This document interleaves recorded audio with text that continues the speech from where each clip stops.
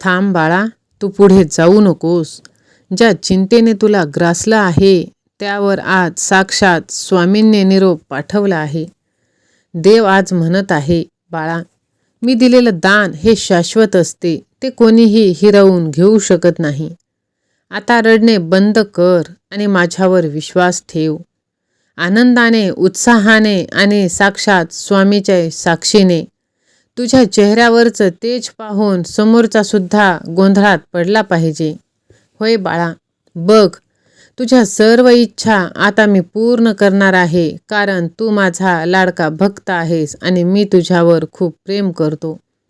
जर तुझंही माझ्यावर प्रेम असेल तर श्री स्वामी समर्थ असे टाईप कर आणि ह्या भक्तिमय चॅनलला सबस्क्राईब कर. बाळा, कितीही झालं तरी स्वतःवरचा विश्वास तू कमी होऊ देऊ नकोस. माझ्या प्रिय लेकरा, तू कधी विचार केला आहेस का की या जगामध्ये जे यशस्वी लोक आहेत त्यांच्यात आणि आपल्यात काय साम्य आहे? याचं उत्तर दडले त्यांच्या सकाळच्या सवयींमध्ये. होय बाळा, आपण एका अशा प्रवासावर निघणार आहोत जो ज्ञानावर आधारित आहे आणि ज्यात आपलं आयुष्य बदलण्याची ताकद आहे. होय बाळा, जो सकाळ जिंकतो तो आयुष्य जिंकतो. किती सोपं आणि किती प्रभावी आहे. सकाळचा तो पहिला तास तोच आपल्या येणाऱ्या संपूर्ण दिवसाची दिशा ठरवतो आणि जो प्रत्येक दिवस जिंकतो तोच आपलं आयुष्य घडवतो. आणि हो, हे काही फक्त बोलण्यापुरतं नाही. हे एक असं सूत्र आहे जे Bill Gates, doctor APJ Abdul Kalam, Ratan Tata यासारख्यांनी वापरलं आहे. एक गोष्ट त्यांची समान होती, ती म्हणजे त्यांच्या सकाळच्या काही शक्तिशाली सवयी. मग असं काय होतं त्यांच्या त्या अविश्वसनीय यशामागे? कोणती होती ती एक सामान्य गोष्ट या सगळ्यांना इतरांपेक्षा वेगळं ठरवत होती? याचे उत्तर आहे त्यांच्या दिवसाच्या सुरुवातीमधला तो महत्त्वाचा भाग. तर चला, तेच आपण आता पाहून घेऊया. आपला आंतरिक जग. कारण लक्षात घ्या, खरं यश बाहेर नाही तर आत आहे. सूर्य उगवण्याआधी आपलं मन आणि आपला आत्मा कसा घडवायचा ते पाहूया. यशाची पहिली पायरी म्हणजे ब्रह्ममुहूर्तावर उठणं. पहाटे 4 ते 6 वाजेची वेळ याला निर्मात्याचा तास असं म्हणतात. आपण प्राचीन ज्ञान आणि आजचा विज्ञान दोन्ही सांगतात. यावेळी आपलं मन सगळ्यात जास्त ताजं, शांत आणि ग्रहण क्षमता घेत असतं. आजूबाजूला शांतता असते, त्यामुळे आपली एकाग्रता आणि नवनिर्मितीची क्षमता शिखरावर असते. तर डोळे उघडल्या उघडल्या पहिली गोष्ट काय करायची, तर ती म्हणजे कृतज्ञता व्यक्त करणे. मोबाईलला, फोनला हात लावण्याऐवजी एक क्षण थांबायचं आणि अशा 3 गोष्टी आठवायच्या ज्यांच्याबद्दल आपण खरंच आभारी आहोत. एक नवीन दिवस आपलं आरोग्य, आपलं कुटुंब हे घडवत असतं. ज्याच्या मनात कृतज्ञता आहे त्याच्याकडे नेहमीच भरभराट येत असते. हे कायम लक्षात ठेवा. फक्त 5 मिनिटे ते स्वतःसाठी आरामात बसायचं आहे. डोळे बंद करायचं आणि फक्त आपल्या श्वासांवर लक्ष केंद्रित करायचं. मनात विचार येतील, त्यांना येऊ द्या आणि जाऊ द्या. त्यांना जज करत बसू नका. आज गुगल आणि ॲपल सारख्या मोठ्या कंपन्यासुद्धा त्यांच्या कर्मचाऱ्यांसाठी मेडिटेशनचे वर्ग घेत आहेत. कारण त्यांना माहीत आहे की आंतरिक शांती हीच खरी यशाची गुरुकिल्ली आहे. बाळा, मी एक सत्य घटना तुला आज सांगत आहे, ते तू शांत चित्ताने शेवटपर्यंत ऐकून घे. रात्रीचे 3 वाजले होते. माळशेज घाटात मुसळधार पाऊस आणि दाट धुके होती. व्हिजिबिलिटी 0 होती. एसटी बस खच्चून भरली होती. 50-55 प्रवासी झोपेत होते. कंडक्टर ड्रायव्हरच्या केबिनमध्ये बसून बाहेरच्या अंधारात बघत मनातल्या मनात श्री स्वामी समर्थ मंत्राचा जप करत होता. काय कोणास ठाऊक, आज त्याला सकाळपासूनच बेचैनी वाटत होती. एका अवघड वळणावर अचानक समोरून एक ट्रक भरधाव वेगाने आला. त्या ट्रकला वाचवण्याच्या नादात ड्रायव्हरचा ताबा सुटला. बस रस्त्याच्या कडेला असलेल्या संरक्षण कठड्याला धडकली. धडामकन तो कठडा तुटला आणि 50 प्रवाशांनी भरलेली ती बस 400 फूट खोल दरीत कोसळली. बसमध्ये एकच आरडाओरडा झाला, वाचवा वाचवा. कंडक्टरने डोळे गच्च मिटले आणि तो फक्त एकच वाक्य ओरडला, स्वामी धाव, तुझ्या लेकरांना सावर, हा अनर्थ टळू दे. बस वेगाने खाली जात होती. मृत्यू निश्चित होता. पण अचानक एखाद्याने हवेत चेंडू पकडावा तशी ती बस हवेतच थांबली. एक प्रचंड मोठा धक्का बसला आणि बस एका जागी स्थिर झाली. बस पूर्णपणे वाकडी झाली होती, पण ती खाली दरीत आदळली नव्हती. ती कशावर तरी अडकली होती. आतले प्रवासी रडत होते, पण जिवंत होते. कंडक्टरने खिडकीतून खाली पाहण्याचा प्रयत्न केला. खाली फक्त काळाकुट्ट अंधार होता. त्याला काहीच दिसत नव्हतं. पण त्याला एक जाणवलं की बस कशावर तरी टेकलेली आहे, पण ती जागा खूप निसरडी आहे. सकाळ झाली. 6 वाजता हायवे पेट्रोलिंग आणि गावकऱ्यांना अपघात झाल्याचे समजले. पोलिसांची गाडी आणि क्रेन तिथे आली. जेव्हा त्यांनी वरून खाली दरीत पाहिलं, तेव्हा त्यांच्या अंगावर काटा आला. बस रस्त्यापासून 200 फूट खाली होती आणि अजून 200 फूट खोल दरी बाकी होती. पोलिसांनी दोरी लावली आणि एक प्रवाशाला बाहेर काढायला सुरुवात केली. जवळपास 3 तास रेस्क्यू ऑपरेशन चाललं. शेवटचा प्रवासी आणि स्वतः कंडक्टर हे बाहेर आले. सगळे प्रवासी सुखरूप होते. कोणालाही साधं करचटलं सुद्धा नव्हतं. जेव्हा रिकामी झालेली बस क्रेनने वर खेचण्याची वेळ आली, तेव्हा क्रेन ऑपरेटर आणि पोलीस इन्स्पेक्टर खाली उतरले. त्यांना पाहायचं होतं की बस नक्की कशावर अडकली आहे. एखादं मोठं झाड होतं की मोठा दगड. जेव्हा ते त्या जागेवर पोहोचले, तेव्हा त्यांच्या पायाखालची जमीनच सरकली. कारण तिथे काहीच नव्हतं. ना तिथे कोणतं झाड होतं, ना तिथे कोणताही मोठा खडक.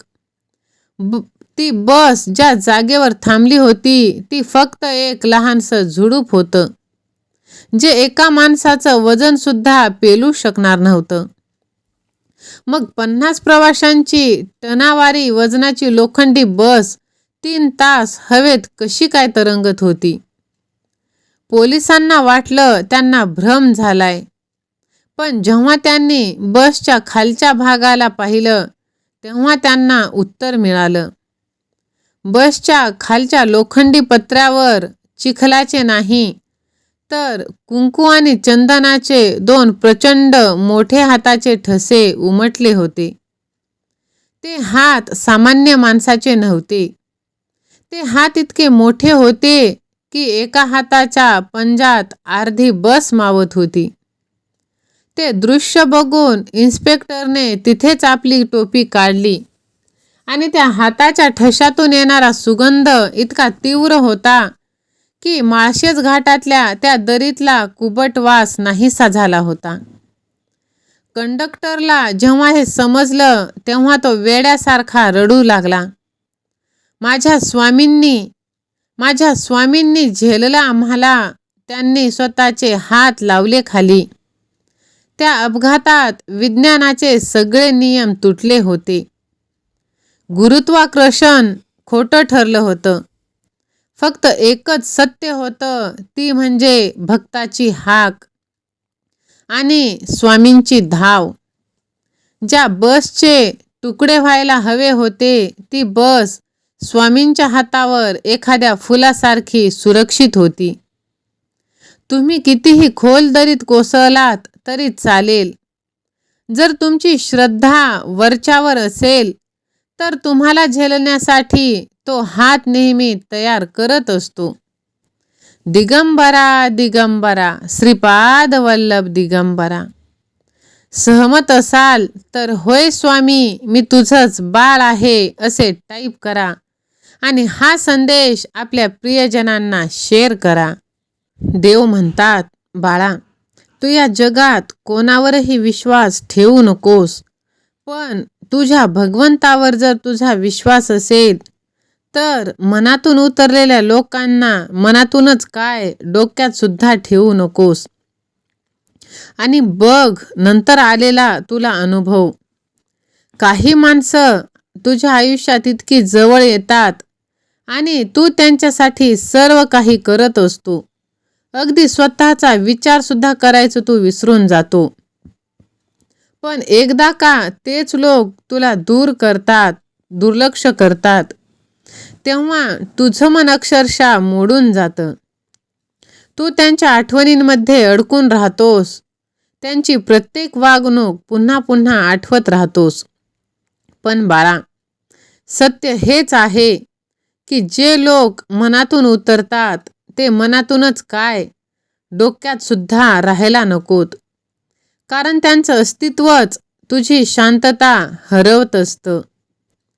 माणसाने स्वतःच्या मनाचं रक्षण करणं हे सगळ्यात जास्त महत्त्वाचं आहे. म्हणूनच तू स्वतः ठरवायला पाहिजे.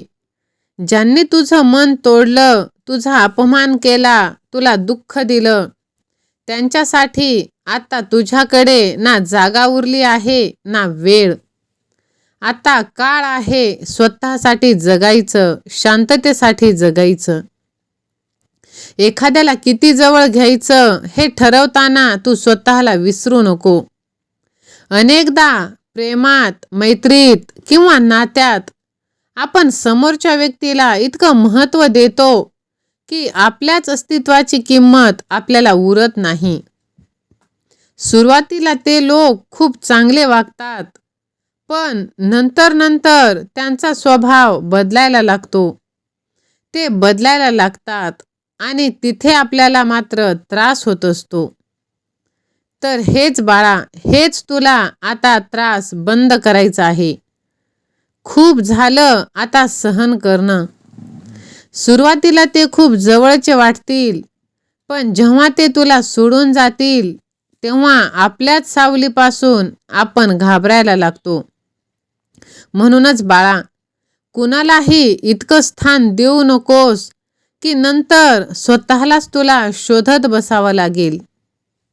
होय माझ्या लेकरा, प्रेम असू दे, नातं असू दे, त्यासोबत काही अंतरसुद्धा तू ठेव. कारण नातं टिकवणं महत्त्वाचं असलं तरी स्वतःला हरवणं हे योग्य नाही.